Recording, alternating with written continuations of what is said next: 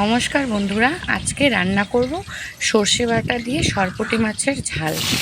মাছগুলো ধুয়ে লবণ হলুদ মেখে নিয়ে কড়াতে তেল গরম করে একে একে মাছগুলো ভেজে নিলাম। মাছগুলো ভাজা হয়ে গেলে মিক্সিং জারে দিয়ে দিলাম পেঁয়াজ, লঙ্কা, টমেটো, বাদাম, কাজু বাদাম। সামান্য জল দিয়ে মশলাগুলো আমি পেস্ট করে নেব। মশলা পেস্ট করে নিয়ে কড়াতে দিয়ে দিলাম কাঁচা লঙ্কা, কালো জিরে ফোড়ন।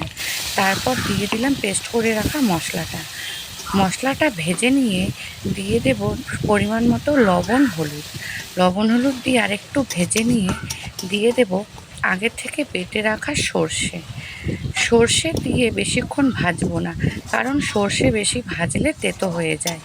তাই একটু নাড়াচাড়া করে দিয়ে দেব